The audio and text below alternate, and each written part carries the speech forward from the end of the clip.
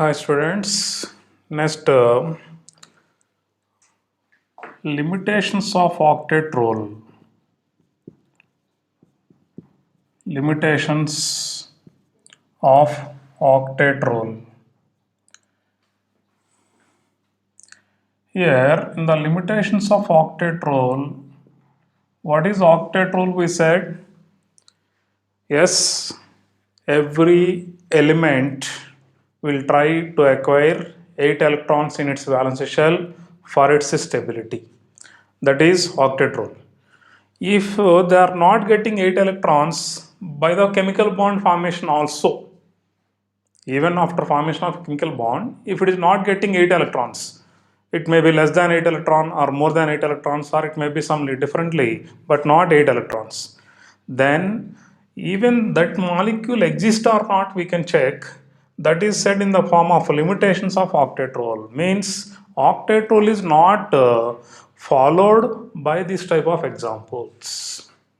In this first type of molecules, we will see electron deficient molecules.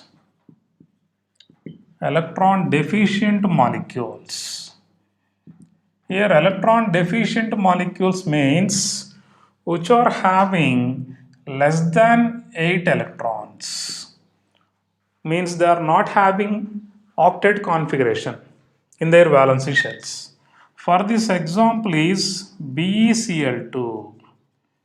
BeCl2, if you are taking as per the Lewis dot structure, this is beryllium, 2 electrons present in the valency shell, whereas chlorine, if you are taking, it is having 8 electrons. This is 1, 2, 3, 4, 5, 6, 7 electrons present in the valency shell of chlorine, because it is a 17th group or 7th group and it has 7 electrons. It is a 2, 8, 7, totally 17 atomic number of chlorine. It is a 287. Valency shell contains 7 electrons. I wrote 7 electrons of chlorine. And again another chlorine atom, if you are taking, this is having again 7 electrons. These 7 electrons we can indicate like this.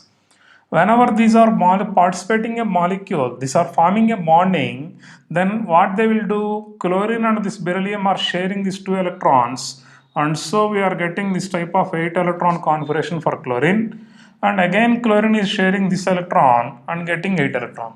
But how many electrons around beryllium, if you see how many electrons present around beryllium, this is the beryllium.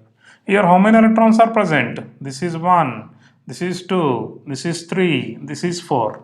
Means at beryllium how many electrons we have? 4 electrons only.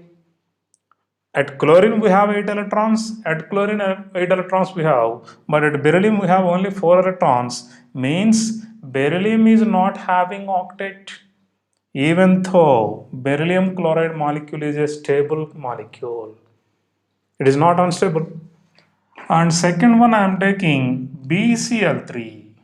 Here BCl3 if you are taking, or BF3, you can write BF3, BCl3 or BF3 we can write. Here in this molecule, boron, if you are taking, it is having a valence shell 3 electrons. In the valence shell of boron, means it is a boron is 5, atomic number of boron is 5, so 5 means it is having 2 comma 3. 2 comma 3 means it is 1s2, it is a 2s2, 2p1. Valence shell contains 3 electrons only. So here boron has 3 valence electrons. And fluorine, if you are taking, fluorine means it is 9. 9 means we can write 2 comma 7. So 2 comma 7 means 1s2, it is 2s2, it is 2p5. Totally how many valence electrons it has? 7 electrons. So for fluorine we can write 1, 2, 3, 4, 5, 6, 7. Again fluorine I am writing 1, 2, 3, 4, 5, 6, 7. Another fluorine I am writing 1, 2, 3, 4, 5, 6, 7. So totally it has 7. So whenever the fluorine is sharing its electron with the boron, this is the configuration. And this is the configuration for another boron. And this is another fluorine. Okay. Now, how many around the boron? 1, 2, 3, 4, 5, 6. See, here this is having 1, this is 2, this is 3, this is 4, 5, 6. Around boron, how many electrons we are having? Only 6 electrons. It is also not octet configuration. It is less than 8 electron configuration. Means BF3 is also not having more number of electrons or sufficient number of electrons to get the octet configuration. So this type of molecules we can say as electron deficient molecules, but BF3 is stable, BCl3 is stable. The stability of these molecules cannot be explained by the Causal and Lewis according to their octet theory. Okay, this is first drawback or the first limitation. And next, second one, electron efficient. Electron efficient molecules. Here, the second type is electron efficient molecules. Electron efficient molecules means what? Means here efficient molecules are we can call them as electron rich. They are also called as electron rich molecules. Here rich means more than 8 electrons. They are not having again 8 electrons. They have more than 8 electrons. Okay, for example, we are taking PCl5 or SF6 or IF7. In these molecules, if you see PCl5, phosphorus is having around this PCl5 phosphorus, I will write first phosphorus ground state configuration. Phosphorus means it is 15. 15 means it is 285, or we can write 1s2, 2s2, 2p6, 3s2, 3p3. So valence shell, how many electrons? 5. So phosphorus, around phosphorus I can write 1, 2, 3, 4, 5. Okay, and chlorine we already saw that 7 electrons present around it, and I am writing the chlorine 1, 2, 3, 4, 5, 6, 7. Another chlorine 1, 2, 3, 4, 5, 6, 7. Okay, and chlorine 1, 2, 3, 4, 5, 6, 7. Another chlorine 1, 2, 3, 4, 5, 6, 7. Another chlorine atom 1, 2, 3, 4, 5, 6, 7. If you see that each chlorine is getting 8 electrons by sharing the electron of phosphorus. So this is also getting 8 electrons, and here this is also getting 8 electrons, this is also getting 8 electrons, it is also getting 8 electrons. But if you see about the phosphorus, how many electrons it is getting? After sharing with chlorine, how many electrons it is getting? These 5 electrons are from phosphorus, 1, 2, 3, 4, 5 electrons from chlorine. Totally it is getting 10 electrons. Whenever it is getting 10 electrons, it is more than 8 or octet configuration, even though PCl5 is a stable molecule.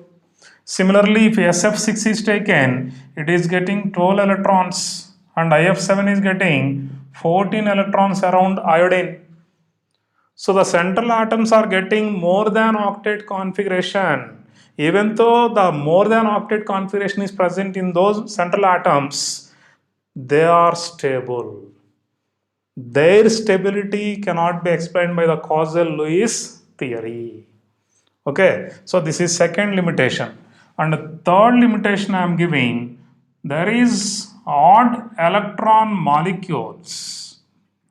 Odd electron molecules. Here odd electron molecules means NO, NO2, Cl2O like. Okay, here we are taking these odd electron molecules. NO, suppose if you are taking, simply you can go through valence electrons. Okay, nitrogen, it is 15th group element, so 5 valence electrons are present. Oxygen, 6 valence electrons. And here it is a 5, plus 6 plus 6. Why? Because 2 oxygens we are having. So 5 plus 6 means total how much? We are getting 11 electrons. So this is molecule having a valency shell 11 electrons in total. Means it is odd electrons. I can write the structure like this. See here, it is having 2 lone pairs on it. And now this is having 3 electrons. If you see, there is a 2 electron shared between these two. One, it is 5 electron, oxygen is 2. So here it is having this one and this is having this one.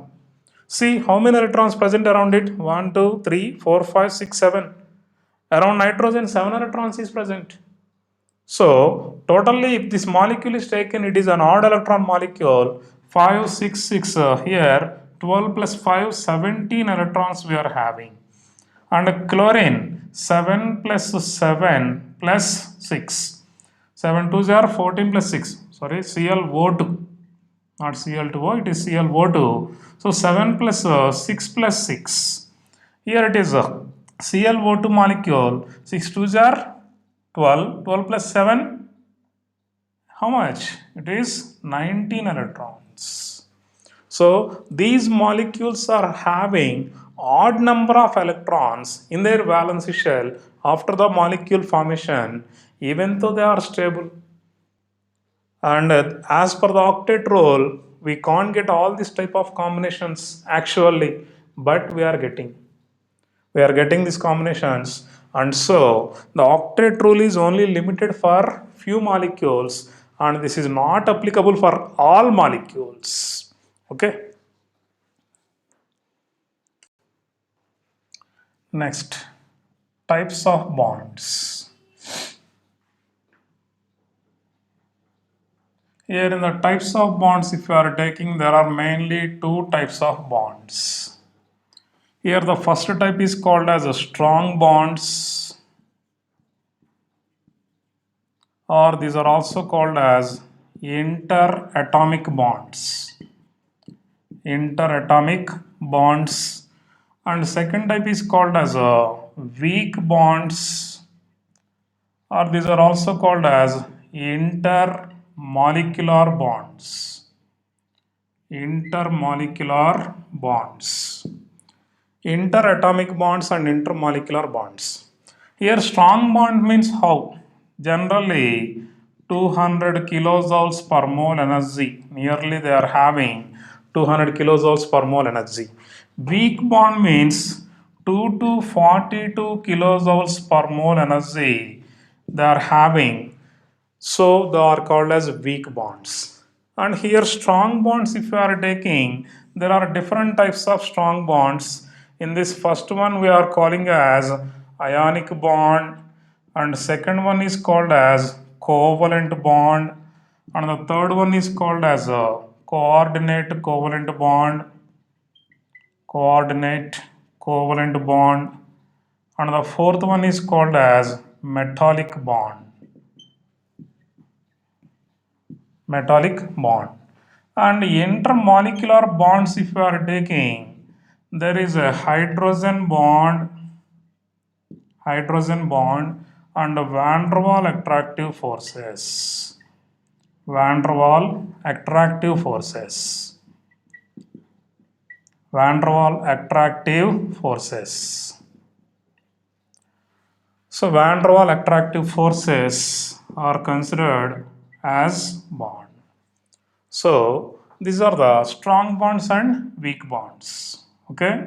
So please remember, strong bond means which are having nearly greater than or equal to 200 kilojoules per mole energy.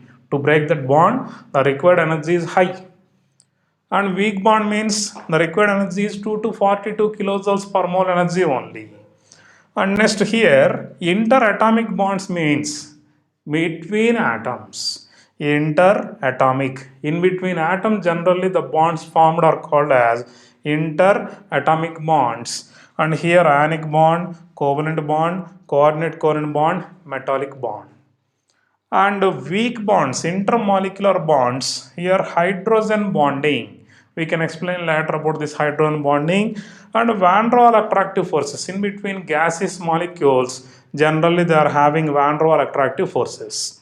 Okay, so this is the main classification of types of bonds: strong bonds, weak bonds.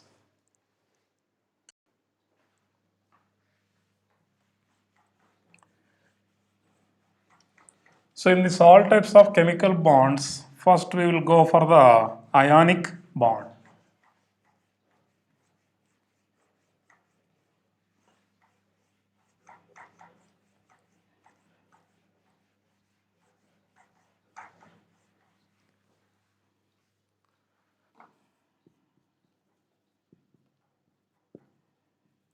Ionic bond is also called as electrovalent.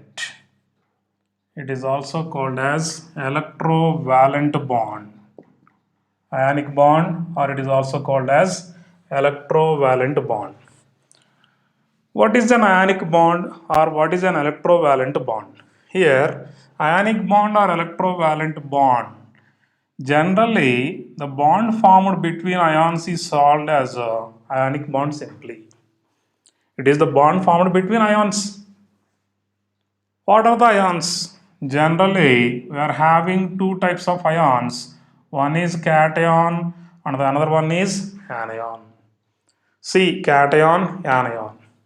So, in between these two, the attractive forces, the force of attraction, generally oppositely charged ions means we are having electrostatic force of attractions. Electrostatic force of attractions present between two oppositely charged ions is called as simply ionic bond, or it is called as electrovalent bond. Electrovalent bond. Here, how these cations and anions are formed. Generally, if an element is taken, for example, if an element is taken, if it is losing an electron, it is not carbon, an element is taken, if it is losing an electron, it is converted into cation. Converted to cation. And if generally an element is taken, if it is gaining an electron, it is converted to anion. Okay, so by loss of electron, here cation how formed? Loss of electron. Anion how it is formed? By gain of electrons. By gain of electron, anion is formed. So, in between two atoms, if one is losing electron, another one is gaining electron, they convert into oppositely charged ions. And those oppositely charged ions are having a strong attractive forces, and those attractive forces are responsible for their holding in a molecule, and these electrostatic force of attractions which hold the two oppositely charged ions is called as ionic bond or electrovalent bond. Okay, we will discuss in detail later.